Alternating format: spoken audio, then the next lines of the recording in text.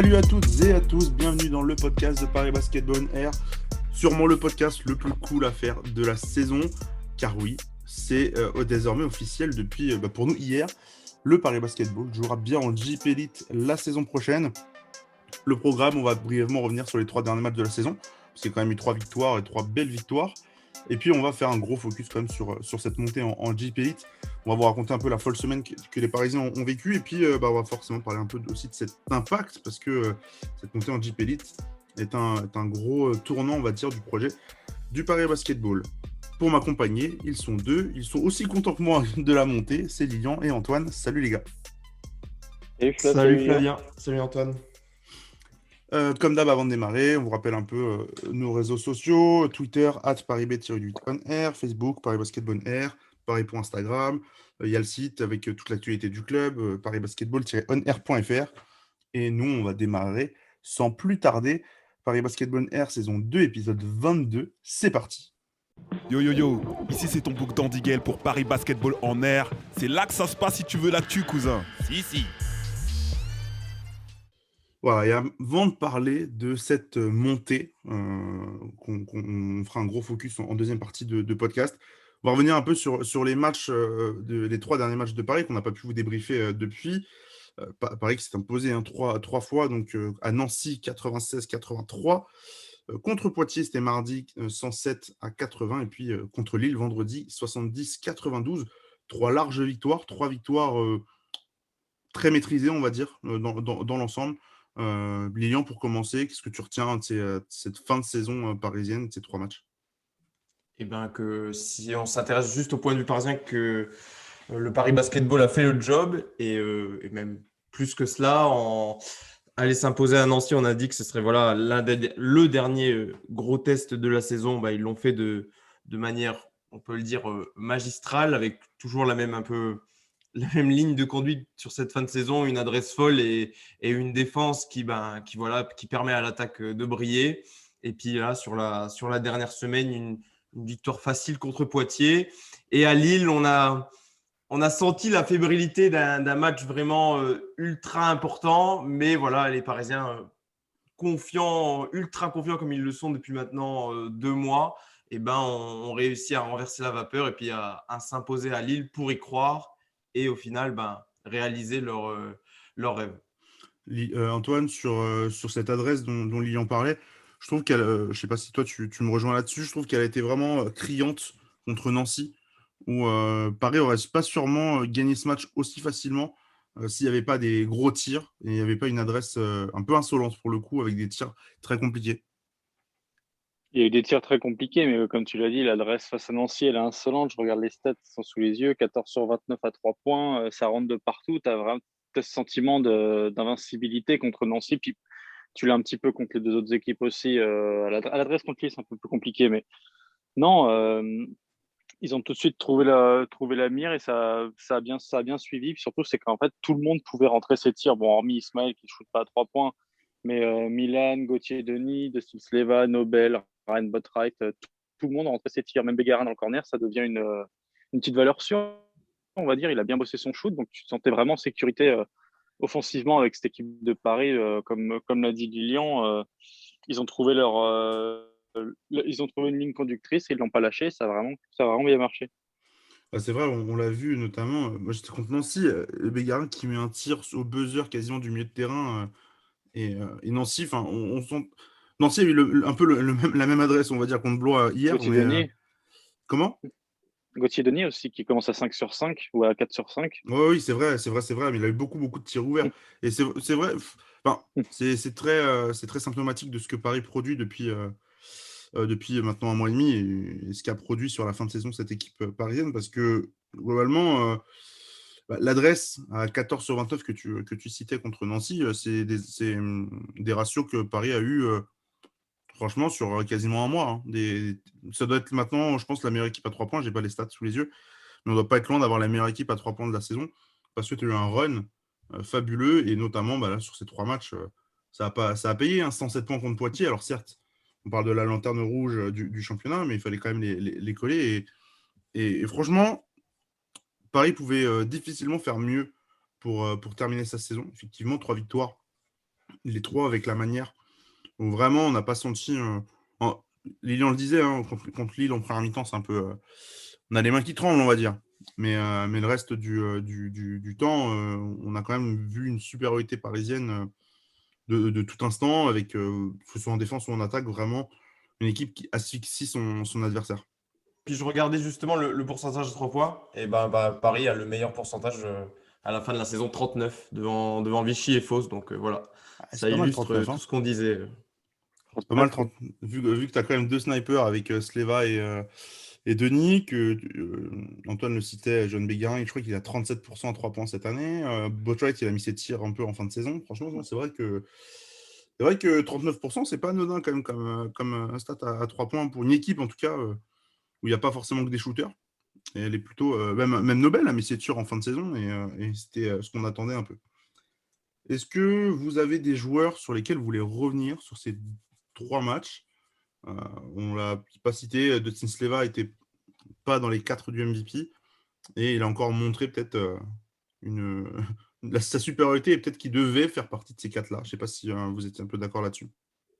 Je pense qu'on était tous, même au-delà des suiveurs du Paris Basketball, tout le monde s'attendait à voir Sleva dans le top 4. Et du coup, le fait qu'il ne soit pas nommé, on attendait de lui un petit peu cette revanche, on va dire. C'était contre Poitiers notamment. Contre Poitiers, il se réveille dans le deuxième quart-temps. Mais non, il a fait du Dustin Sleva, hein, polyvalent, bon en défense. Offensivement, c'est souvent lui qui réveille Paris dans le troisième quart-temps. C'est son quart-temps quand Paris a une petite baisse ou alors a un petit peu de mal à redémarrer. Non, c'était encore, comme d'habitude, un joueur extrêmement important du Paris Basketball. Lilian, est-ce que tu as un joueur sur lequel tu voudrais mettre l'accent? Là, sur les derniers matchs, Milan, parce que statistiquement, c'est peut-être pas à chaque fois le plus impactant, mais à Nancy, il met les gros tirs qu'il faut à la fin. À Lille, c'est la même chose. Et franchement, d'un jeune meneur de 19 ans, on l'a souvent dit cette saison, qu'il était parfois inconstant dans ses performances, mais là, réussir à chaque fois dans des matchs à fort enjeu, ils n'en ont pas forcément disputé beaucoup, surtout les jeunes joueurs du Paris Basketball, et réussir à contribuer de cette manière-là, et on a vu sa rage à la fin du match contre Lille. Franchement, il m'a beaucoup impressionné sur ces matchs-là de planter ses gros tirs. Je ne m'attendais pas à ce que ce soit forcément lui, déjà qu'il prenne les tirs, mais qu'en plus il les mette. Donc, j'ai été vraiment impressionné de ses performances. C'est Ouais, vrai puis que sa deuxième mi-temps contre Lille, elle est vraiment impressionnante. ouais, et je trouve qu'il a vraiment réveillé aussi cette équipe vendredi contre Lille, parce que, alors on le dit, je crois, je sais plus, il y a combien, Paris a -7, je crois, à la mi-temps. Et Ouais, honnêtement, il fait pas une bonne première mi-temps, Milan Barbic. Et sa deuxième mi-temps, il est partout. Et c'est pas forcément qu'en attaque, mais c'est surtout en défense que moi je l'ai trouvé vraiment fort. Et souvent, hein, c'est ce que par exemple l'entraîneur parisien répète un peu sans arrêt, c'est que dès que tu es bon, dès que t'es bon en défense, ça te met du rythme en attaque. Et honnêtement, ce qu'il a fait après derrière en attaque, c'était vraiment du très très haut niveau. Et c'est vrai, hein, il y a 19 ans, c'est pas donné à tout le monde, on va dire, d'avoir cette réussite-là.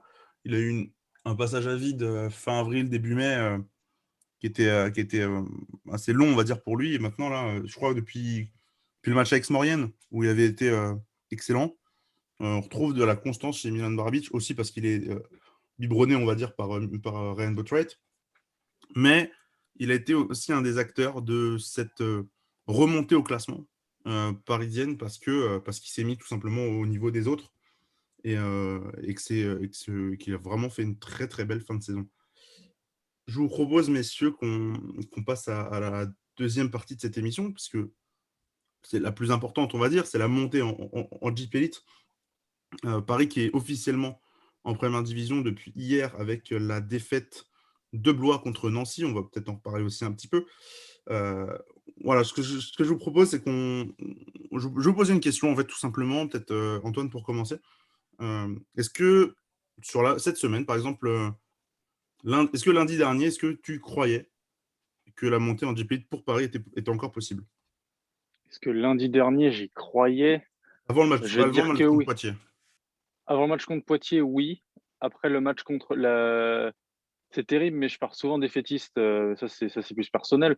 Mais Avant le match contre Poitiers, oui. Une fois le match contre Poitiers gagné, j'y croyais, mais j'avais peur que cet excès de confiance nous fasse perdre contre Lille.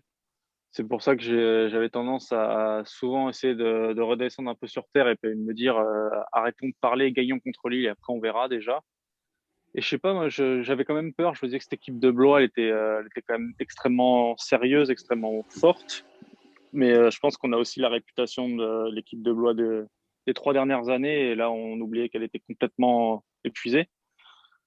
Mais là, c'est vrai il y avait une atmosphère de confiance autour du Paris Basketball qui, moi, me faisait un petit peu peur, je l'avoue. C'est un côté chat noir qui doit de faire partie de ma vie. Mais au fur et à mesure du match contre Lille, je me suis dit, après, une fois qu'ils se sont réveillés en deuxième mi-temps, je me suis dit, non, c'est bon, je pense que là c'est fait, c'est fait. Mais je pense que j'étais moins optimiste que toi ou peut-être que Lilian. Lilian, même question. Moi, je me rappelle du podcast qu'on avait fait avec Sam juste après la double défaite contre Blois, où là, je n'y croyais, mais alors, pas du tout. C'était encore moins le cas après la défaite contre Fos. Et là, j'y croyais toujours pas lundi dernier, si c'est ça la question. Mais c'est vrai que après le match face à Poitiers, le fait que cette journée, je ne sais plus laquelle journée c'était, mais que Fos perde, que Blois perde, que même Saint-Quentin avait perdu, il me semble. Ouais. Saint-Quentin est Enfin, perdu. Ouais. tous les résultats étaient vraiment favorables. Et là, je me suis dit, mince, en fait, Paris touche du doigt, presque quasiment, l'accession en JP Elite. Et même, on l'a senti, on a pu échanger avec les joueurs après le match face à Poitiers. Et même eux, on avait senti il y a eu un changement. Même Jean-Christophe Prat le disait contre Lille, après le match contre Lille, qu'il avait dû un petit peu calmer, rassurer les joueurs parce qu'ils sentaient que eux aussi, que voilà, c'était tout proche et que ça pouvait vraiment se concrétiser. Donc, après, voilà.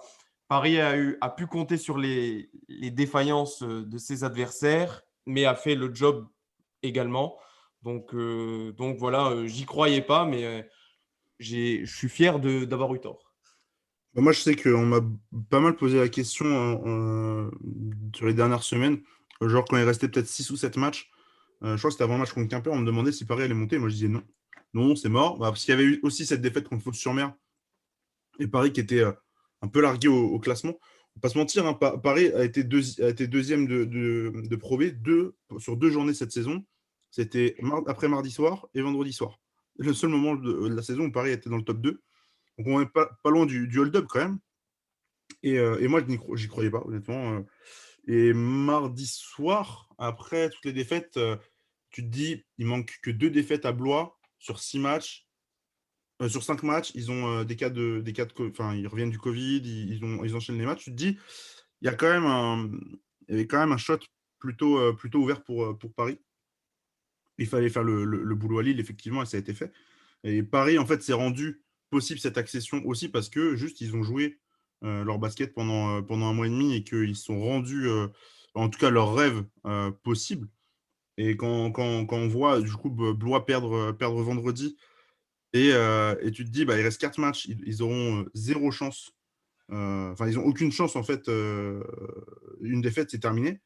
Tu te dis, bon, il y a quand même c'est quand même plutôt bien parti. Je sais qu'on était plutôt optimiste samedi soir quand on s'en est parlé en off. On se disait, bon, ils vont quand même pas faire 4 sur 4 et que ça peut tomber assez vite. Effectivement, c'est tombé assez vite. C'est tombé dès le premier match où Blois, en plus, a le match en main à quelques secondes de la fin et en fait, le perd tout seul, ce match. Enfin, quand on voit la faute de Benjamin Monclar dans les 30 dernières secondes, qui fait une faute antisportive, qui rend 2 lancers plus la possession et derrière un tir à 3 points d'Enzo Gudusina, plus la prolongation où ils prennent 25 points en 5 minutes. Hein, c'est quand même un peu abusé. On a senti cette équipe de Blois vraiment sur les rotules et de toute manière, par exemple, là, il leur reste 3 matchs. C'est pas dit que cette équipe gagne encore ces 3 matchs, par exemple. Sur la semaine, voilà, peut-être Lilian, tu le citais, on avait parlé quand même aux joueurs aussi, qui étaient un peu, même vendredi, quand nous on était au déplacement à Lille, tu sentais quand même l'euphorie parisienne avant le match contre Blois, non? Ah oui, oui, c'est sûr. Voilà. Même avant Lille, on le sentait vraiment qu'ils y croyaient. que voilà, ça avait un peu voilà, comme je l'ai dit, cette journée de mardi avait rebasculé un peu toutes les cartes. Et puis voilà, ouais, ils y croyaient dur comme fer parce qu'ils avaient fait le boulot et qu'ils sentaient bien que Blois, ils étaient vraiment dans une mauvaise passe. Tu l'as dit, ils avaient problème avec les cas de Covid. Quand on est quand même Tyron Johnson de l'effectif, forcément, c'est comme si à Paris, tu enlevais Dustin Sleva, quoi. Donc, si tu enlèves Dustin Sleva à Paris, tu gagnes beaucoup moins de matchs. Et c'est ce qui est arrivé aussi à Blois qui était complètement cramé. Et c'est ce qu'on a c'est ce qu'on a répété là depuis quelques semaines. Paris bénéficie du fait d'avoir un effectif pléthorique, de ne pas avoir de blessures, comparé à tous ses adversaires qui ont eu, eux, une infirmerie chargée ces dernières semaines. Ouais, et puis il y a aussi Mbaye Ndiaye qui était blessé. Enfin bref, ils ont eu pas mal de soucis, Blois. Et moi, ce qui m'a rendu en fait la montée possible dans ma tête après le match contre Poitiers, c'est le fait qu'il y avait deux possibilités pour monter. C'était que soit Blois perd 2 matchs sur les 5 derniers qu'ils avaient, soit que Fos-sur-Mer perde celui qu'ils avaient à Nantes vendredi, dans le cas où tu gagnais à Lille. Et moi, ça m'a vachement conforté dans le sens où tu as quand même deux options. On va dire que Fos-sur-Mer, ça jouait sur un match, c'était possible, même si ça n'a pas été le cas au final. Et puis, il y avait quand même 5 matchs à jouer pour Blois en 10 jours, donc il y avait clairement la possibilité. Et donc, Fos-sur-Mer, quand même, enfin, c'était quand même plutôt envisageable que la montée se fasse à partir de mardi soir. Maintenant, avant mardi, où tous tes concurrents ont perdu, c'était loin d'être fait. C'était même pas encore le possible vraiment envisageable pour les joueurs. Et, euh, et, euh, et ça récompense un peu la fin de saison parisienne excellente qui termine en fait à égalité de points avec le premier, enfin égalité de victoire, pardon, avec Fos-sur-Mer qui termine champion de Pro B. Donc c'est une très belle saison réalisée par les Parisiens. Sauf si vous avez un mot, on peut peut-être enchaîner sur l'impact de cette montée sur le club. Un impact, je suppose, fort. On va peut-être faire ça en deux parties sur son projet, puis forcément sur les joueurs aussi, parce que vu qu'il y avait pas mal de joueurs en fin de contrat, la montée en JP Elite risque de faire pas mal de bien. Sur le projet, Antoine, pour commencer, quel impact pour toi, cette montée en JP Elite, 3 ans après la création du club, quel est l'impact de cette montée? L'impact, il peut être que positif pour le Paris Basketball, je ne sais pas du tout s'il s'attendait. Enfin, l'ambition du club était de monter assez vite. Bon, avec le Covid, c'était un petit peu remis en question et la patience était plutôt dans les plans du Paris Basketball. Mais après une saison aussi historique pour un club qui a que 3 ans d'existence, l'impact il peut être que positif. Pour le développement, ça va vraiment accélérer tout le développement de ce jeune club. Et puis surtout, ce qu'on oublie de dire, c'est que dans 2 ans, le club s'installe dans sa salle. Donc, arriver potentiellement, on va pas non plus se projeter jusque-là, mais avec une expérience en JP Elite, on verra où en sera le club arrivé dans sa salle avec déjà un petit peu d'expérience en JP Elite. Ça peut être que positif pour l'équipe. On rappelle aussi que c'était l'objectif en début de saison, hein, cette montée, hein, c'était affiché en tout cas par les joueurs, par l'entraîneur, par son président David Kahn. En plus, tu te rends compte que c'est quand même la première saison, on va dire, complète normale du Paris Basketball. La première, elle a commencé vraiment, c'était alerte rouge, ils avaient rien. La deuxième, elle a été arrêtée par le Covid. Et celle-là, c'est la seule, elle était encore particulière, sans playoff.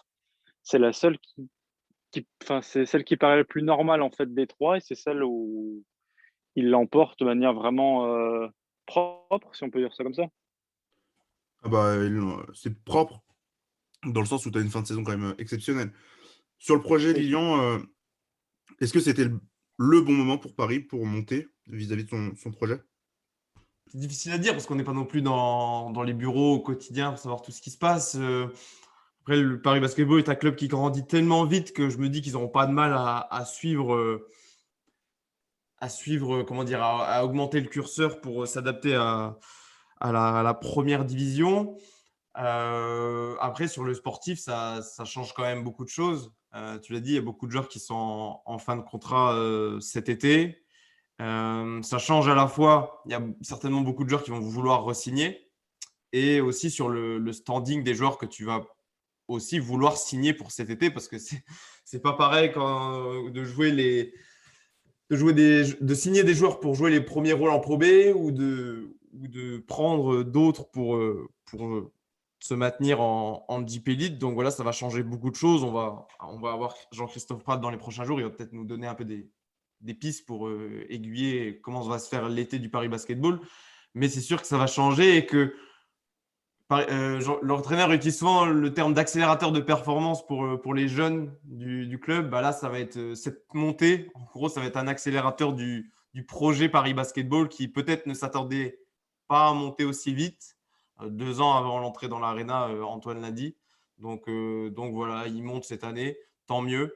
Et puis je pense que le club n'aura aucun mal à suivre, que ce soit sur le terrain ou en dehors des parquets.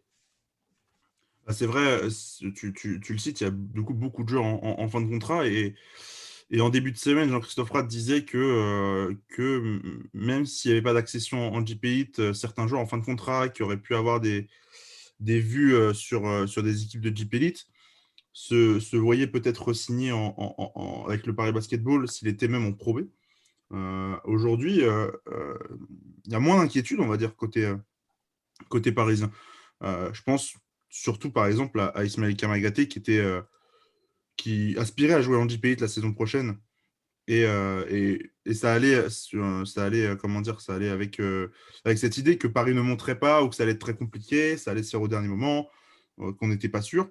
Et que désormais, Paris est en JP Elite, on voit, il est sous contrat un an de plus, Ismaël Kamagaté. Par exemple, on ne voit pas pourquoi Ismaël partirait du projet Paris Basketball, mais il y a d'autres joueurs, hein, peut-être Gauthier Denis qui se voyait qui aurait pu avoir des pistes en JP Elite, pourquoi pas re-signer. Il y a beaucoup de monde finalement qui pourrait rester. L'été parisien qu'on annonçait vraiment chargé en termes de départ et d'arrivée, je suis pas sûr qu'on ait un été si mouvementé que ça, parce qu'on a des joueurs qui seront portés par le projet de JP Elite avec Paris, quoi.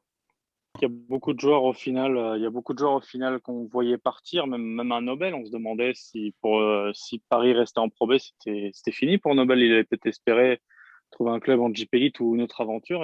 Maintenant qu'on monte en JP Elite, que Paris monte en JP Elite, et même qu'on voit un petit peu sa communication, on va pas se le cacher, quoi. Même quand il a signé au Paris Basketball, c'était pour monter dans les 2 ans de son contrat, c'est fait. Maintenant, est-ce qu'il va avoir envie de rester? L'hypothèse, elle est un petit peu plus réaliste, on va dire ça comme ça.